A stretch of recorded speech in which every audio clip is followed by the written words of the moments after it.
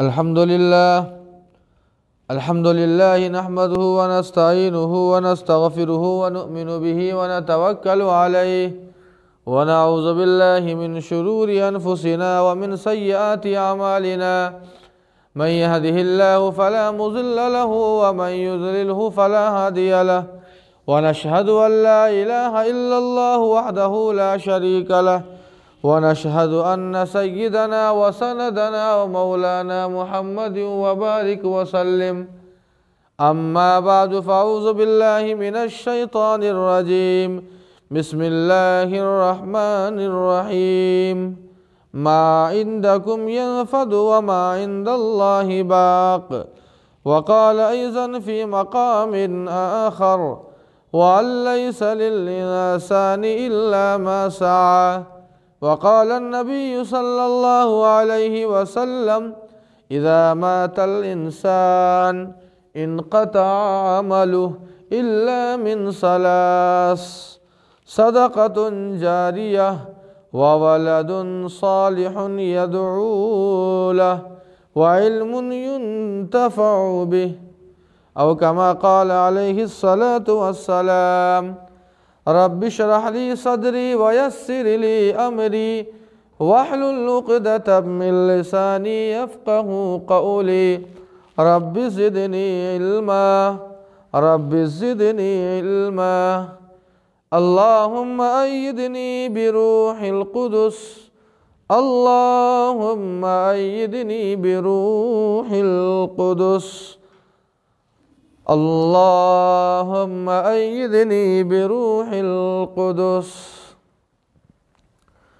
سبحانك لا علم لنا إلا ما علمتنا إنك أنت العليم الحكيم اللهم صل على محمد النبي الأمي وعلى آله وسلم تسليما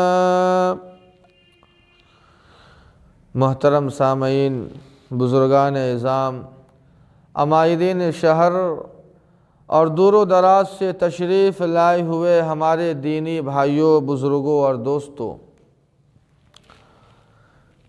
موسم سرما ہمارا آپ جانتے ہیں کہ اتنی ٹھنڈی ہے، لیکن اس ٹھنڈی کے باوجود ہم نے اور آپ نے غسل کیا، وضو کیا، اللہ کے فریضے کو ادا کرنے کے لیے۔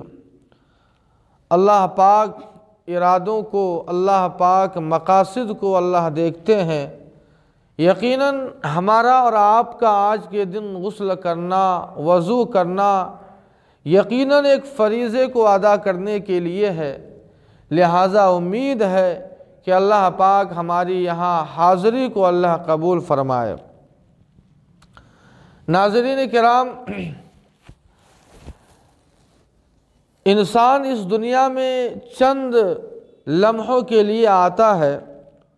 اللہ پاک نے اس دنیا کے اندر عمل کا ایک موقع عنایت فرمایا ہے۔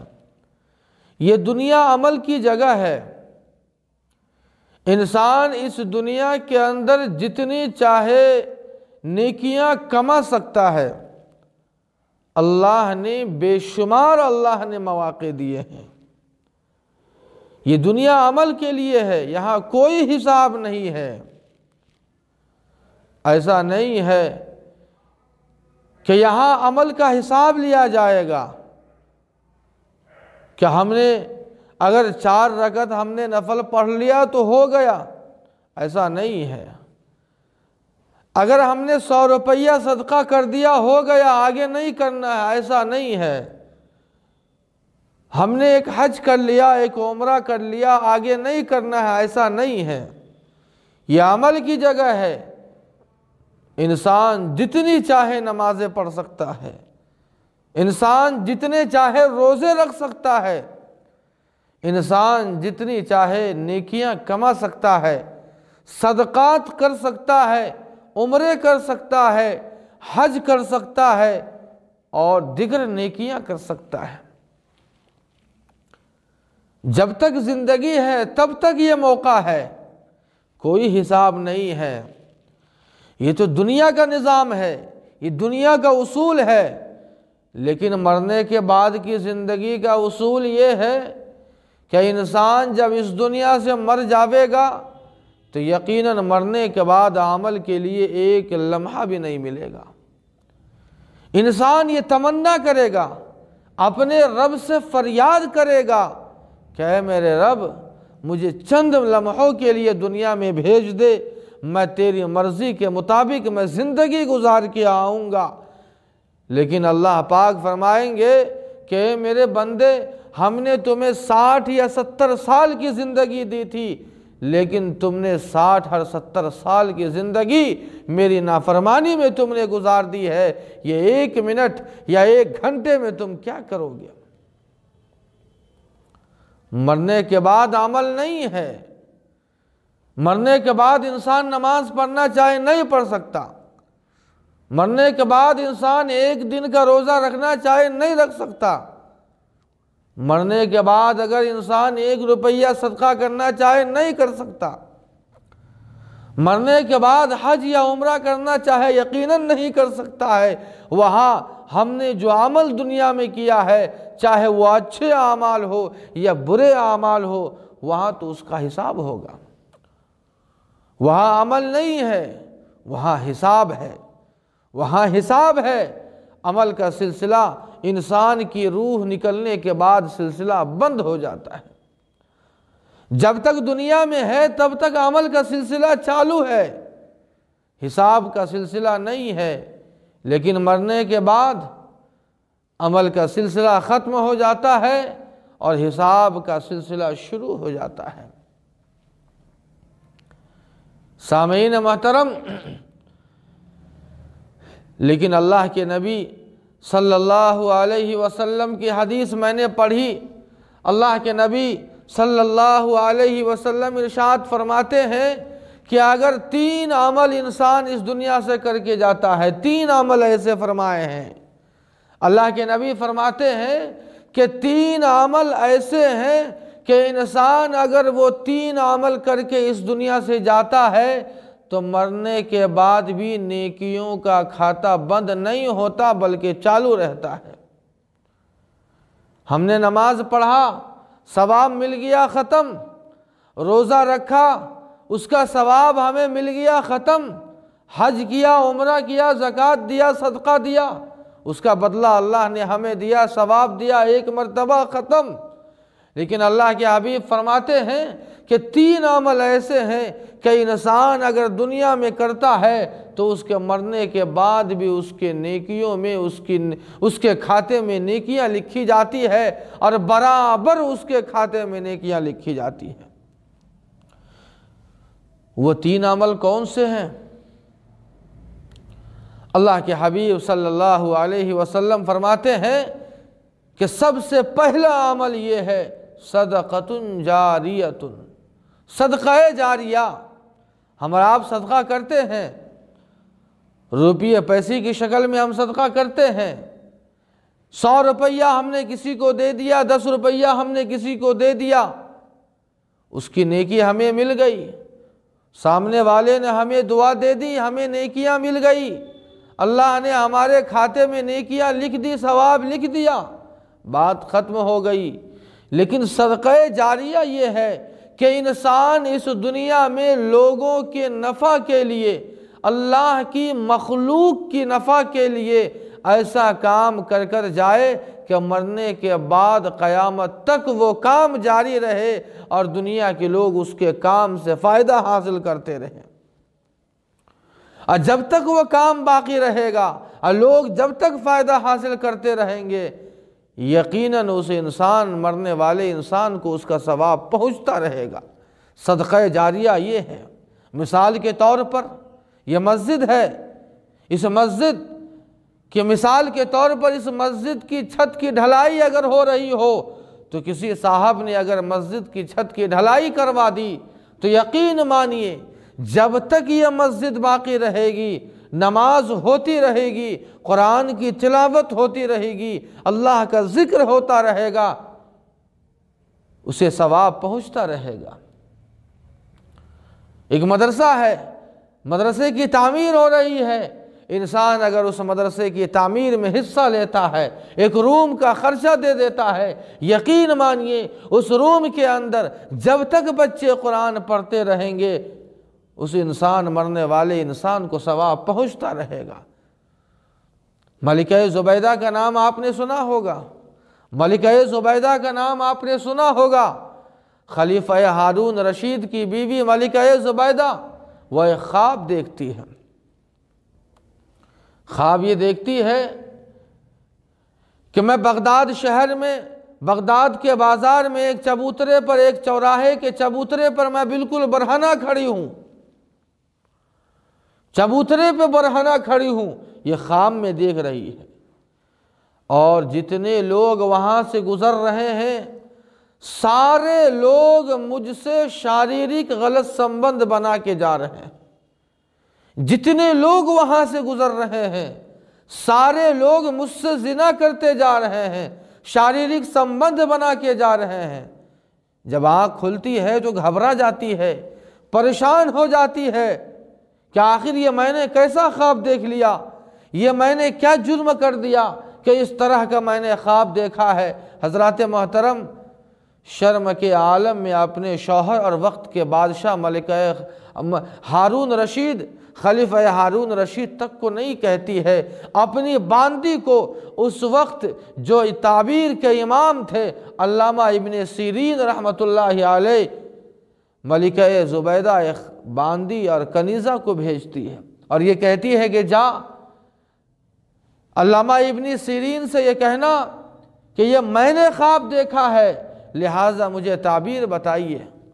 چنانچہ وہ باندی جاتی ہے اور جانے کے بعد وہ باندی علامہ ابن سیرین رحمۃ اللہ علیہ سے وہ خواب بیان کرتی ہے اور تعبیر پوچھتی ہے۔ علامہ ابن سیرین نے فرمایا کہ اے باندی تو سچ بتا، یہ خواب تو نے دیکھا یا کسی اور نے دیکھا ہے؟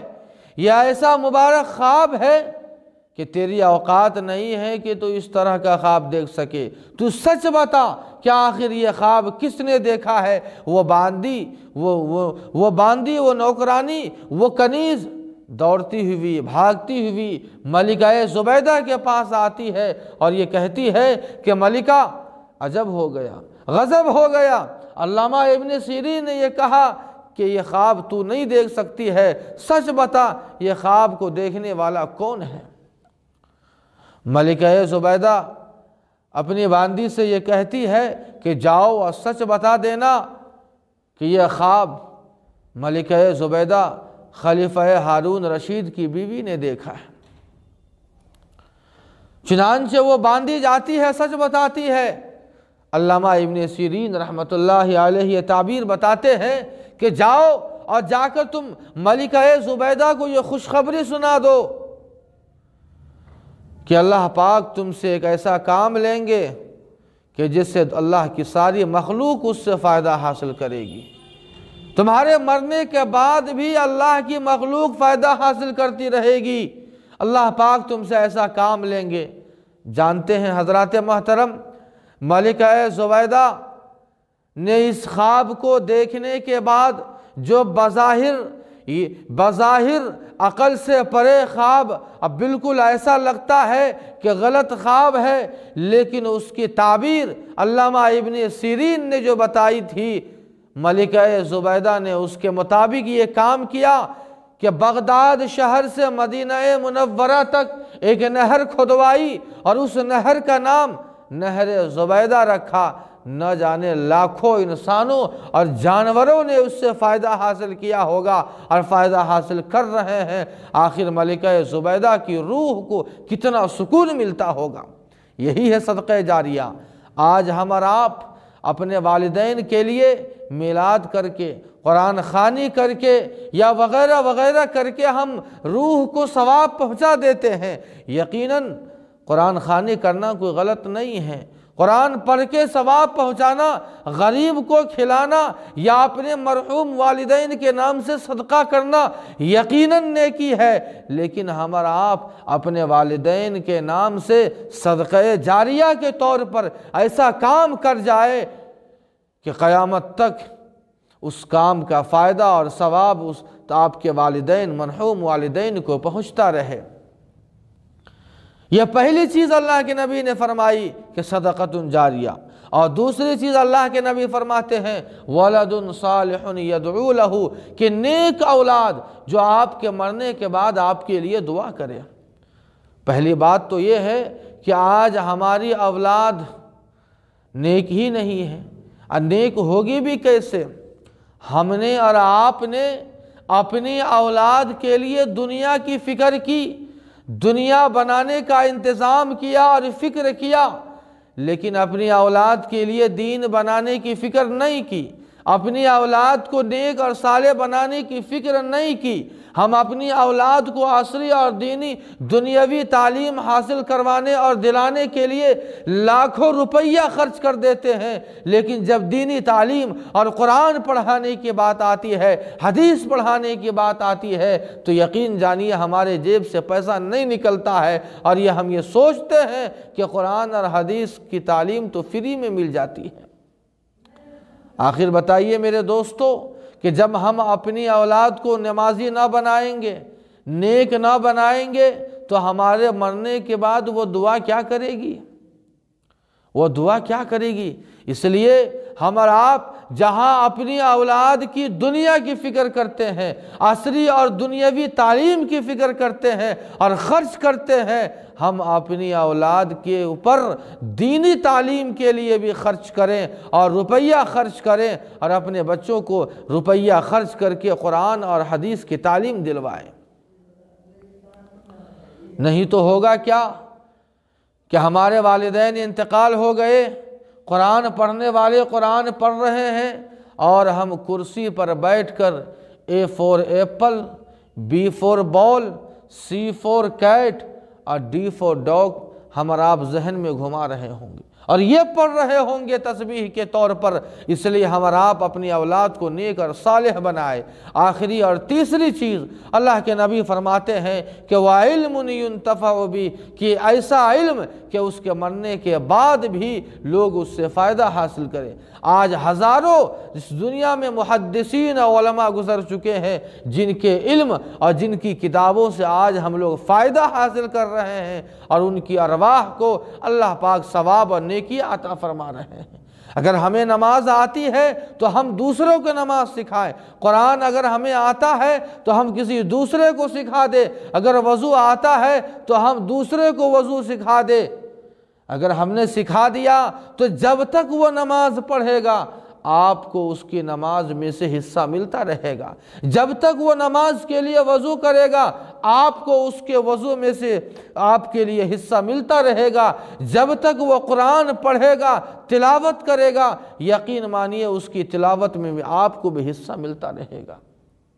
حضرات محترم، لیکن آخری بات، ہم اور آپ اگر اپنی زندگی میں مرنے کے بعد ہم اور آپ کس سے امید لگائیں، کس اولاد سے امید لگائیں، اور ہمارے پاس وہ علم بھی نہیں ہے جس سے لوگ فائدہ حاصل کریں، نہ وہ ہم کام کر جاتے ہیں۔ اس لیے ہم اور آپ یہ کوشش کریں کہ مرنے کے بعد کی تیاری کچھ کر کے جائیں، اور وہ اس شکل میں کہ آپ اپنی زندگی میں صدقہ جاریہ کے طور پر کوئی کام دنیا میں کر کے جائیں، کوئی مدرسہ بنا دے، کوئی مسجد بنا دے، کسی حافظ بننے والے طالب علم کا پورا خرچہ اٹھا لے۔ یقین مانیے اگر آپ نے صدقہ جاریہ کے طور پر یہ کام کیا تو مرنے کے بعد آپ کو ایصال ثواب کی کوئی ضرورت نہیں ہوگی۔ آپ خود دل سے انصاف سے بتائیے گا کہ آپ کے پروج اس دنیا سے گزر چکے ہیں، آپ کے دادا، آپ کی دادی، آپ کے ابا، آپ کی امی، آپ کے پردادا سارے گزر چکے ہیں۔ ہم نے ساروں کو بھلا دیا۔ کیا ہمیں اس بات کی تمنا اور امید ہے دل میں کہ ہمارے مرنے کے بعد ہماری اولاد یاد کرے گی؟ ہرگز یاد نہیں کرے گی۔ اس لیے ہم اور آپ مرنے سے پہلے ہم یہ تینوں کام کر جائے، یا تو ہم ایسا صدقہ جاریہ والا کام کرے، یا کوئی حافظ بننے والا، اگر کوئی طالب علم ہے جو مدرسے میں پڑھتا ہے تو ہم اس کا پورا خرچہ اٹھا لے، یا یہ کہ ہم کوئی مسجد بنوا دے، کوئی مدرسہ بنوا دے۔ یقین مانیے مرنے کے بعد انشاءاللہ اس کا ثواب ہمیں بھی پہنچتا رہے گا، ہمیں کسی کے ایصال ثواب کی کوئی ضرورت نہیں ہو۔ اللہ پاک سے دعا ہے کہ اللہ پاک ہم سبوں کو ان تینوں باتوں پر عمل کی توفیق عطا فرمائے۔ وآخر دعوانا ان الحمدللہ رب العالمین۔